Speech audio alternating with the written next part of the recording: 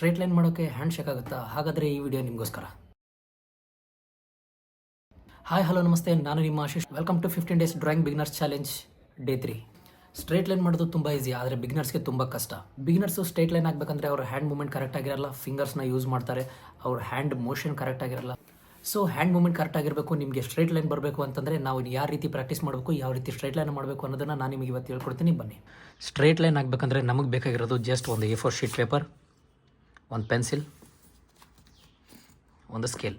ಈ ಸ್ಕೇಲ್ ಯೂಸ್ನ ನಾನು ಆಮೇಲೆ ಹೇಳ್ತೀನಿ. ಫಸ್ಟ್ ನಾವು ಡೈರೆಕ್ಟಾಗಿ ಸ್ಟ್ರೇಟ್ ಲೈನ್ ಹಾಕೋದು ಯಾವ ರೀತಿ ಅನ್ನೋದನ್ನು ಕಲಿಯೋಣ.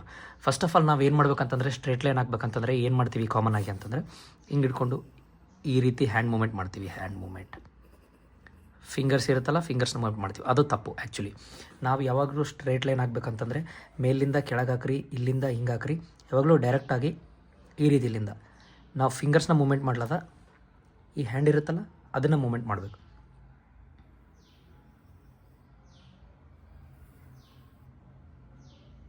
ಮತ್ತು ಮೇಲಿಂದ ಕೆಳಗೆ ಹಾಕಿದರೂ ಸಹ ಹಾಗೆ ಮಾಡ್ಬೇಕು ನೀವು.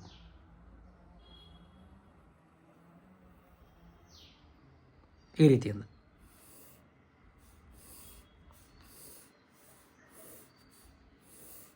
ಸಿಂಪಲಾಗಿ ಈ ರೀತಿ ಲೈನ್ ಹಾಕೊಂಡು ಹೋದರೆ ಆಟೋಮೆಟಿಕ್ಕಾಗಿ ತಾನೇ ಲೈನ್ ಬರುತ್ತೆ. ನೋಡಿ ಇಲ್ಲಿ ನಾವೇನು ಮಾಡ್ತೀವಿ, ಫಿಂಗರ್ನ ಮೂಮೆಂಟ್ ಮಾಡ್ತೀವಿ. ಸೊ ಹಂಗಾಗಿ ಅದು ಕೆಟ್ಟೋಗುತ್ತೆ. ನಾವು ಫಿಂಗರ್ಸ್ ಮೂಮೆಂಟ್ ಮಾಡದೆ ಡೈರೆಕ್ಟಾಗಿ ಈ ರೀತಿ ಲೈನ್ಸ್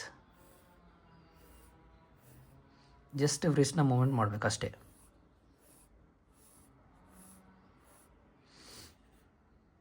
ಇವು ಸಹ ಈ ರೀತಿ ಸಹ ಹಾಕ್ತಾರೆ.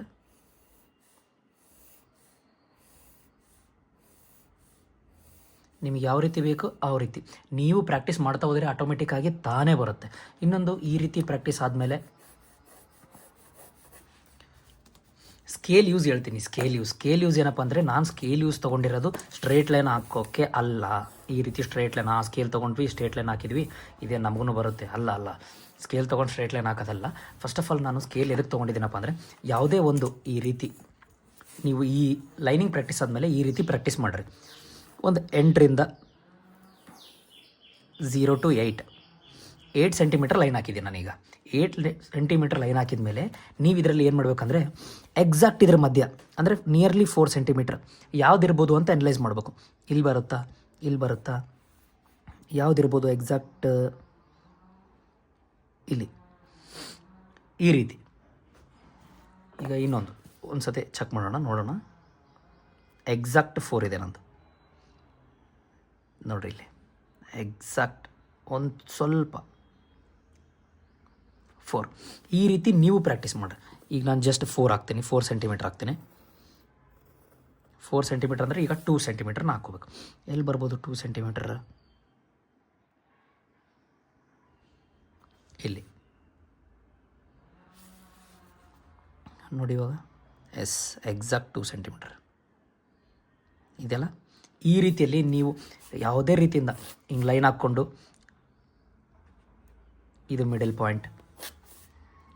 ಪಾಯಿಂಟ್, ಆ ಲೈನ್ನ ಹಾಕಿ ಫಸ್ಟ್ ನೀವು ಸ್ಟ್ರೇಟ್ ಲೈನ್ನ ಪ್ರಾಕ್ಟೀಸ್ ಮಾಡಿ, ಆಮೇಲೆ ಈ ರೀತಿ ಲೈನ್ ಹಾಕಿ ಅದರ ಎಕ್ಸಾಕ್ಟ್ ಮಿಡಲ್ ಪಾಯಿಂಟ್ ಯಾವುದಂತ ಐಡೆಂಟಿಫೈ ಮಾಡಿ.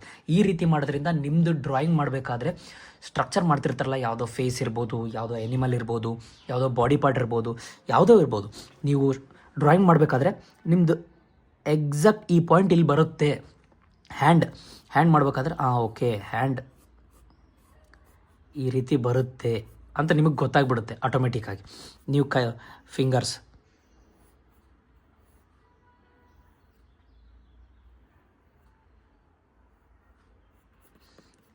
ಓಕೆ ಈ ರೀತಿ ಬರುತ್ತೆ. ನಿಮ್ಮ ಪಾಯಿಂಟ್ಸ್ ಎಕ್ಸಾಕ್ಟ್ ಗೊತ್ತಾಯ್ತಪ್ಪ ಅಂದರೆ ಈ ರೀತಿ ಬರುತ್ತೆ ಅಂತ ಗೊತ್ತಾಗುತ್ತೆ. ಸೊ ಅದಕ್ಕೆ ನೀವು ಯಾವಾಗಲೂ ಪ್ರಾಕ್ಟೀಸ್ ಮಾಡಬೇಕಾದ್ರೆ ಲೈನ್ ಪ್ರಾಕ್ಟೀಸ್ ಮಾಡಿದ ನಂತರ ಈ ರೀತಿ ಒಂದು ಪ್ರಾಕ್ಟೀಸ್ ಮಾಡ್ಕೊಳ್ಳಿ. ಈ ರೀತಿ ಪ್ರಾಕ್ಟೀಸ್ ಮಾಡೋದ್ರಿಂದ ನಿಮ್ಮ ಲೈನಿಂಗ್ ಸಹ ಇಂಪ್ರೂವ್ಮೆಂಟ್ ಆಗುತ್ತೆ. ಈ ವಿಡಿಯೋ ನಿಮಗೆ ಇಷ್ಟ ಆದರೆ ಲೈಕ್ ಮಾಡಿ, ಶೇರ್ ಮಾಡಿ, ಬಿಗಿನರ್ಸ್ ಟ್ಯಾಗ್ ಮಾಡೋದು ಮರಿಬೇಡಿ. ನಾಳೆ ಇನ್ನೊಂದು ವಿಡಿಯೋ ಜೊತೆ, ಮತ್ತೆ ಪ್ರಾಕ್ಟೀಸ್ ವಿಡಿಯೋ ಜೊತೆ ನಿಮ್ಮ ಮುಂದೆ ಬರ್ತೀನಿ. Stay join with me.